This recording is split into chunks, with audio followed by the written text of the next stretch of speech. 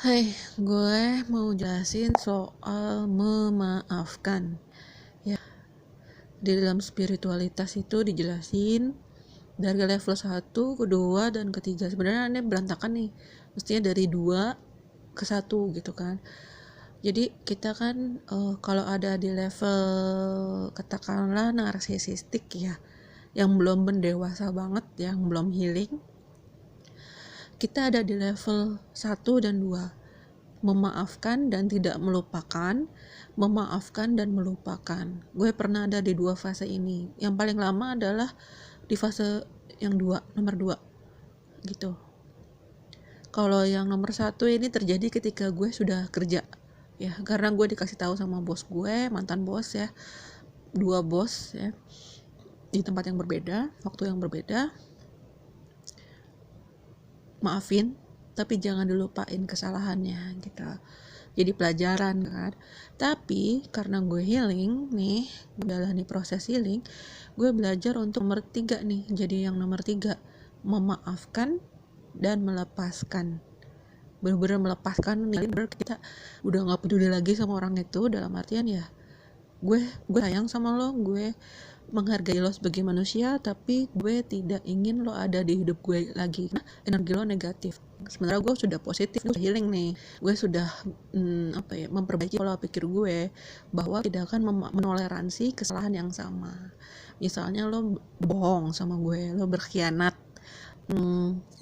lo bergosip soal gue yang nggak benar lagi kan, lo memfitnah gue dan lain-lain. Gitu. Jadi memaafkan ini ada 3 fase. Di fase yang paling atas sebenarnya di hierarkinya spiritual itu, yang paling atas adalah yang nomor 3, memaafkan dan melepaskan. Semakin cepat kita memaafkan dan melepaskan orang-orang yang menyakiti kita, menjahati kita, merisak, merebut hak kita, meniru atau menciplak karya kita, dan mengakui itu sebagai karya mereka misalnya, terus mungkin merebut harta benda kita, ya kan, uang mungkin, ya kan, lewat peretasan dan lain-lain, informasi kita. Ya udah, semakin cepat kita maafin dan kita lepasin mereka, semakin cepat Tuhan kasih mereka karma buruknya, ya. Jadi nggak usah takut, nggak usah pusing. Gue dulu memusingkan gitu ya, orang-orang kok ini nggak adil sama gue, kok jahat gitu ya, kejam, pokoknya narsisistik banget lah, kok tega banget sama gue gitu kan, atau sama orang-orang yang lain. Marah, kita berhak marah sebenarnya, cuman di dalam spiritualitas kita diajarin untuk ya udah, emang begitu orangnya, mau kita ubah jadi orang baik pun nggak bisa, karena itu ada fasenya mereka sendiri nanti, lewat karma buruk dari Tuhan, lewat penjara spiritual Tuhan. Penjara spiritual itu apa sih? Dalam bahasa singkatnya itu depresi, terus kehilangan harta benda dalam waktu singkat, yang tadi mereka udah kayak berbangga-bangga gitu kan, punya harta, tahta, wanita atau pria sekian banyak, hilang dalam sekejap. Karena apa? Semuanya tuh punya Tuhan, itu pinjaman yang harus dikembalikan sewaktu-waktu, yang Tuhan mungkin gak akan kasih peringatan gitu kan. Jadi ya udah, kalau emang ada orang yang jahat sama kita, nggak peduli sama kita, nggak kasihan, nggak sayang sama kita, ya udah, maafin aja, lepasin. Makin cepat kita maafin, makin cepat kita lepasin, makin cepat kita naik level ke arah yang lebih deket lagi sama Tuhan gitu kan.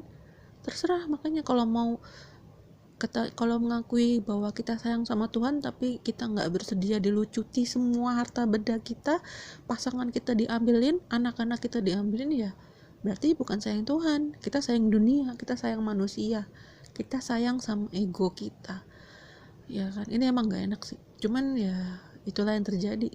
Healing itu susah. Healing itu adalah berusaha mengalahkan nafsu duniawi kita. Bisikan setan itu, godaan setan tuh luar biasa ya, luar biasa.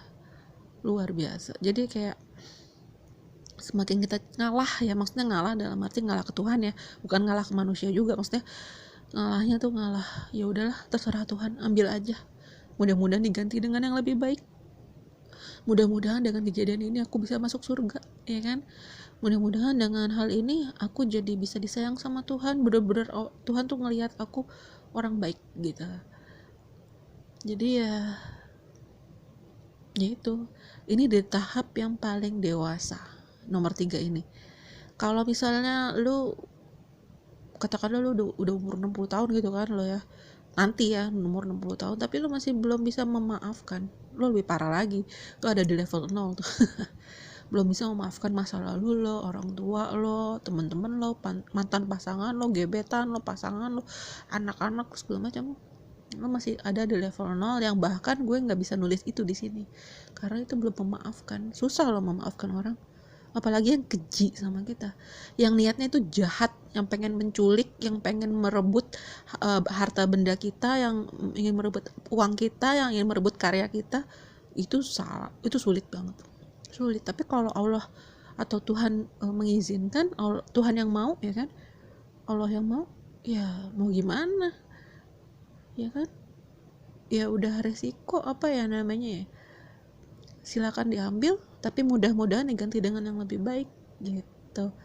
Enak kan ya sebenarnya, cuman emang susah apalagi kalau kita punya masalah kodependensi ya, bergantung sama harta benda, sama manusia, sama dunia.